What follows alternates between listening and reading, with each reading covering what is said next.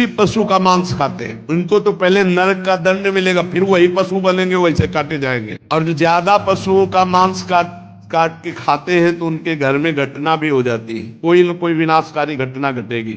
एक परिवार था जो बकरा और मुर्गी इनको घर में लाता और काट करके खाता। उनके 3 बालक थे, एक 4 महीने का था, एक 3-4 साल का था और एक 12 वर्ष का।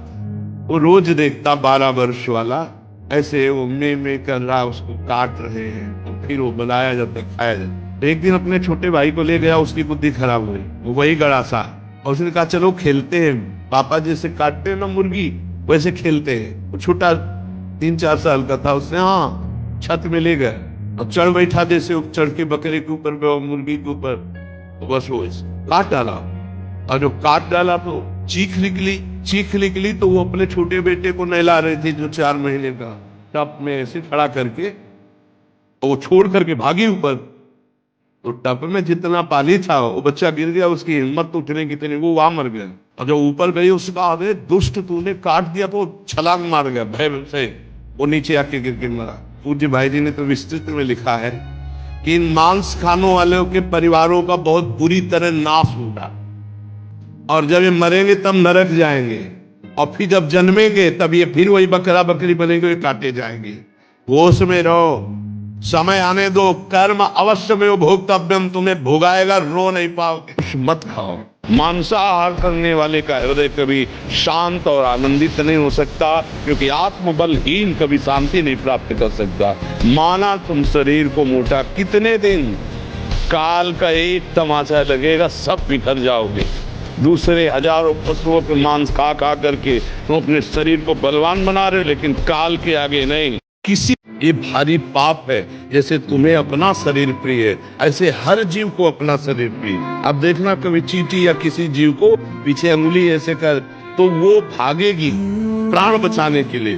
हर जीव को अपने प्राण प्रिय है। तुम जो काट काट के भूंज के दूसरे जीवों खाते हो, तुम्हारी बुद्धि भ्रष्ट होगी, और तुम्हें काछू मच्छर गिद्ध और इन सबकी चोंचे पूंछ सब लोहे की जैसी वज्र जैसी कठोर, उसे नोचवाया जाता है। किसको? ये जो है भूंज की मुर्गा मुर्गी बकरी बकरा नहीं, बड़े स्वाद से बोले चंपो चिमटी से खाते, ऐसे वैसे चिमटी जैसी नोच, जिंदा नोच के होश में वहां कोई बचाने वाला नहीं, इसलिए फिर मान जाओ, बंद कर दो। मांस मछली जीवों की हत्या करना मनुष्य जन्म बहुत सुंदर मिला है भगवत प्राप्ति के लिए। जिनके कानों में पड़ रहे हो हाथ जोड़कर प्रार्थना है, रो रो नरक महारो रो नरक की तैयारी मत करो, ये मुर्गा मछली बंद कर दो।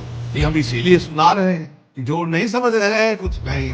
देख लेना भैया, देख लेना। बोले यहाँ कोई देखने को मिलता है? हाँ देखने को मिलता है। मर्सिडीज गाड़ी में लग गई आग, अंदर है जिंदा भुन गए, ये क्या है तुम्हें समझ में नहीं आ रहा है? तुम दूसरे को काट के खाते हो, एक्सीडेंट हुआ, यहाँ घुसा, निकलने के चांस नहीं, तड़प कर मरो। कर्म को अवश्य में भोक्तव्यम कर्म शुभात्म, किस जन्म का कौन सा कर्म तुम्हें दंड दे दे, डरो।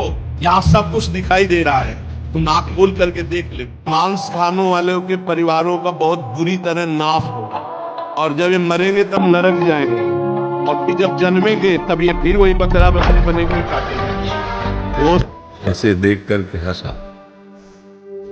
हंसे क्यों?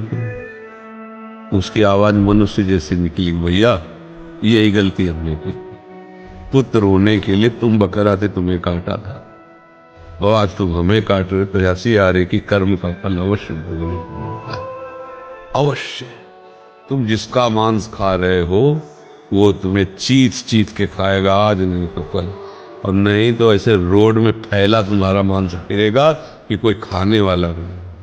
देखते हो ना एक्सीडेंट जो होता है, छिथड़ा उड़ जाता है, वह इसी को सजाया था ना मांस खा के। या फिर भारी कैंसर, यहाँ ऑपरेशन, फिर यहाँ ऑपरेशन, फिर यहाँ ऑपरेशन, हर तरह का कष्ट जला के राख कर दिए जाओगे। कीमो ये वो, नरक यही भोगो पहले, फिर तो जाओगे। ये लोग समझते नहीं। लोग समझते हैं कि हम बहुत बड़े आदमी हैं, शराब पीते हैं, मुर्गा खाते हैं, मांस खाते हैं, ये जीवों की हत्या करते हैं। तब कैसी बुद्धि भ्रष्ट होती चली जा रही है। तो कौन जो कहते हैं ना, इसमें ऐसी विटामिन होती वैसी विटामिन होती, बाहर में गया भैया, भूखे मर जाना, पर किसी को मार करके अपना पेट मत भरना। किसी को मार कर अगर तुम अपना पेट भर कर रहे हो तो तुमसे बड़ा निर्दयी कोई नहीं है, तुमसे बड़ा पापी कोई नहीं है। हम तुमसे प्रार्थना करते हैं तुम्हारी कोई एक उंगली को काटे, तुम्हें अच्छा लगेगा या बुरा? बुरा लगेगा ना? हाँ या ना? बोलो। एक उंगली को नहीं तुम कटवा सकते। और विचार करना, जिन मुर्गों को, जिन बेचारे बकरों को काटा जाता, उनकी गर्दन को काटा जाता, उन पर क्या बीतती हो।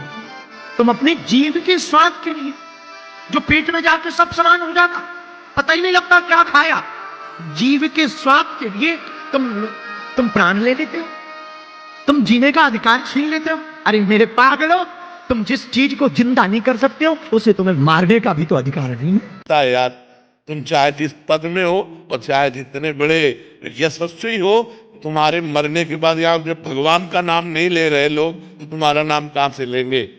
और तुम्हारे साथ जाएगा क्या? यहाँ का बैंक बैलेंस, यहाँ की वाह वाह, यहाँ की तुम्हारी पत्नी, पुत्र, परिवार। अरे जब देह नहीं जाएगा तुम्हारे साथ कुछ नहीं जाएगा।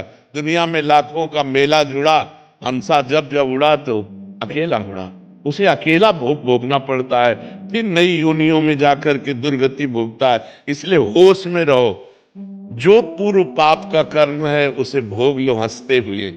आगे कोई पाप मत करो, नाम जप करो और अच्छे आचरण करते हुए विजय को प्राप्त हो। परमात्मा ने तुम्हें खेती दे दी और बीज दे दिया, अब बोते क्या हो ये तुम्हें देखना है।